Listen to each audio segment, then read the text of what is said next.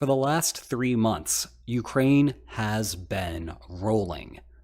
At the beginning of September, the state of affairs looked like this, with Russia occupying most of Luhansk, about half of Donetsk, Zaporizhia about parallel to the Dnipro River, all of Kherson south of the Dnipro, and also Kherson City just across it, and let's not forget Crimea, still held since 2014. In September, Ukraine forced Russia to reinforce Kherson City, allowing it to run rampant in the north. In October, Ukraine refocused its efforts back to Kherson and slowly approached the city. In November, Russia calculated that its position north of the Dnipro was untenable, and thus retreated before Ukraine could rout the occupying forces. With those successes in the books, where does Ukraine go from here? Well, let's start with what Ukraine won't be doing. We can immediately cross Crimea off the list. This is just an obvious consequence of geography. Getting to the peninsula first requires going through the rest of Kherson. The core parts of Luhansk and Donetsk are also non-starters. These are the areas that Russian special forces helped to turn into separatist regions in 2014. In short, the trenches are literally dug in around them.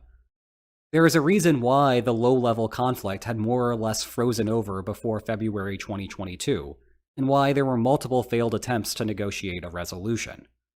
Ukraine will want to get to those places eventually, but Kyiv does not want to engage in a World War I-style trench battle when other options are available. That leaves a few options on the table for Ukraine. The first is to keep pressing down south. This may seem weird, given that the whole point of Russia's retreat was to amass a large force concentration behind an easily defendable geographic barrier. Across from Kherson City, the Antonovsky Bridge used to span more than 1,300 meters. Emphasis here on used to. During the retreat, a section was completely broken off, and other crossings are in various states of disrepair. Instead, there are whispers that Ukraine has made a landing along the Kinburn Spit. And yes, Spit is an actual name for a geographic feature. The point of this is obvious. It gives Ukraine a beachhead to threaten Russian forces from a different angle. And if they get deeper into the peninsula, it opens up new targets for artillery. This is how far Ukraine can spray HIMARS rockets, given their position in Kherson City. And this is how far they can go if Ukraine advances to here. Notably, Crimea gets into range. But do not be confident that this is the real current target for Ukraine. Remember, the first round of counterattacks began by tying up Russian forces in the south, while the real action was going on up north. And speaking of the north from a previous phase, there are still parts that Ukraine could take from Luhansk. The problem here is that such gains do not do much for the overall war plan. Even if Ukraine were to make progress like this, it does not open up a new vector for attack. The fortified sections of separatist-held Luhansk and Donetsk create a natural breakpoint. Of course, if Russia recognizes that, the defenses on the outer region may be less robust than compared to elsewhere. Again, Ukraine could play the game of take what they give you and be somewhat satisfied with it. More land is better than none, and capturing that land will help further limit resupply coming in from the north. That takes us to the third option, and the real strategic prize available to Ukraine: Zaporizhia. Or more precisely, anything down the middle of Russia's current land bridge to Crimea. The benefit here is that it cuts Russia's gains in two. And if Ukraine gets all the way to the Sea of Azov, Russia no longer has rail access to Kherson or Crimea. All of Russia's terrestrial resupply for those regions would then have to come from whatever the Crimean Bridge can physically support, which hardly seems reliable at the moment. Russia also has the ferry system it restarted post-bridge attack.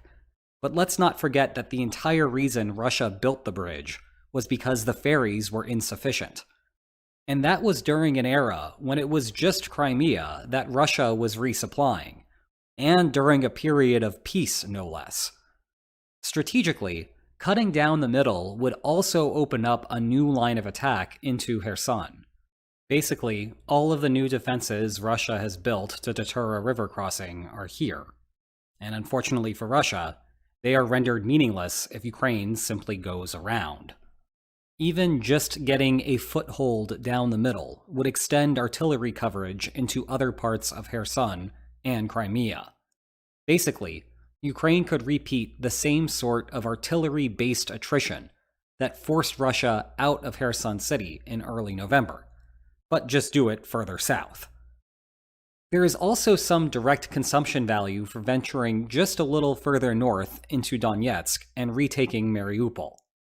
You will recall how this was a major turning point in the war when it fell back in May, following a long siege on an iron and steel plant.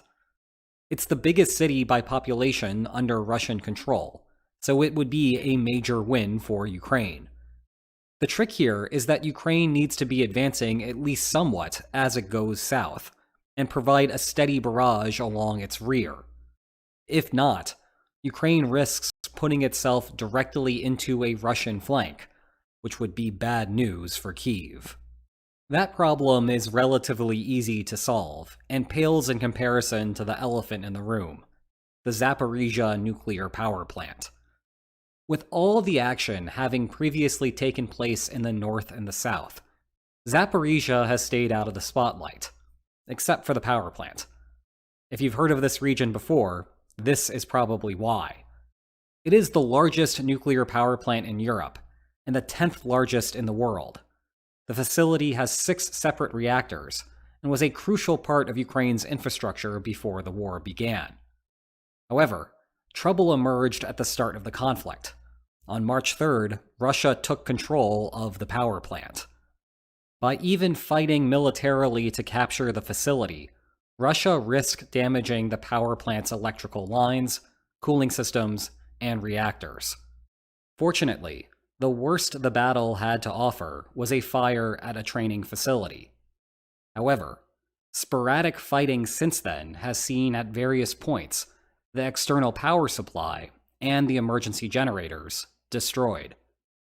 The lingering concern among nuclear oversight agencies is that there will ultimately be some sort of catastrophic accident or intentional act that causes the war to take on a nuclear dimension. Thus far, we have not yet hit the peak crisis potential. As long as Russia thinks it has a shot at holding the facility, it is not going to blow up the buildings. After all, the 5.7 gigawatts it used to produce provided electricity for more than a fifth of all Ukrainians. And by signing this very Russian law, Zaporizhzhia is a Russian power plant, powering Russian homes, no different than the one in Kaliningrad. But if Russia does not see any long-term hope in controlling the area, then the entire power plant suddenly becomes expendable. The 1991 Gulf War provides a worrying parallel. The year before, Saddam Hussein invaded Kuwait in an effort to capture the latter's oil fields. Kuwait's army was no match for Iraq, and the country quickly fell. However, the territorial change did not last long. 5 months later, a US-led coalition expelled the Iraqi military from the country. But Saddam's forces did not go quietly. During their retreat, they set fire to Kuwait's oil wells. It was an environmental catastrophe, to say the least. This is what the view looked like from the space shuttle Atlantis. The final fire was not put out for 9 months. But Saddam didn't care. If he couldn't have them, no one could. Back in Zaporizhzhia, the worry here is that Russia would execute a false flag operation, or just make the problem look like it was an accident or operator incompetence. If there is any silver lining here, it is that wrecking the Zaporizhzhia nuclear power plant would not be as catastrophic as you might think. When people hear nuclear disaster, They too often conjure up images of a power plant turning into a nuclear bomb, with a full-on mushroom cloud. Fortunately, and take it from nuclear physicists here, that is literally impossible in this case. Uranium-based nuclear weapons require their fuel to be enriched to 90% concentration of the uranium-235 isotope. In contrast, Zaporizhzhia's VVER-1000 reactors run on 2.4 to 4.4% uranium-235. Uranium fission cannot occur fast enough to get the traditional nuclear explosion before all of the pieces get blown apart. The problem would also not be as bad as what happened at Chernobyl. After the International Atomic Energy Agency visited the plant in September, the reactors went into shutdown mode. That means they are no longer operating, and thus no longer creating new heat. Chernobyl, by contrast, had a meltdown and explosion precisely because too much energy was being created. Nevertheless, the plant still needs constant delivery of electricity to avert disaster. Once a reactor shuts down, the heat generated by the fuel rods immediately drops to just 6.5% of normal capacity. An hour later, it's down to 1.5%. And after a week, it's just 0.2%. The lower levels of what's called decay heat persist even with nuclear waste, because radioactive decay keeps things warm. And while fractions of a percent don't sound like much, normal operating temperatures of nuclear reactors are extreme. The end result is that spent fuel rods sit in pools of water well after they are taken offline. Conveniently, water is great at preventing radiation from reaching the surface. And as long as you keep cycling out that water and cooling it, the materials inside stay stable. Thus, the central problem is losing external power, having the on-site diesel backup generators fail, terminating the water cycle, boiling off what remains in the pool, and releasing radiation unconstrained. The good news is that Ukraine would witness this, and the problem would likely take days to unfold. As such, there would be some margin of error to evade the serious issues. But to add to the complication, remember the Kakhovka Dam that many worried Russia would destroy during the escape from Kherson? Fortunately, Russia decided to not destroy that piece of infrastructure, and instead keep the water levels this high. One hopes that this willingness to keep infrastructure standing might extend to the Zaporizhzhia nuclear power plant. But these things are intertwined in a complicated way. Perhaps Russia's motivation is to keep the water level high enough at the dam for the Crimean Canal to function properly. The saving grace for Ukraine is that maintaining the canal also means maintaining high water levels back at Zaporizhzhia, which is necessary for the spent fuel pools to intake water from the river.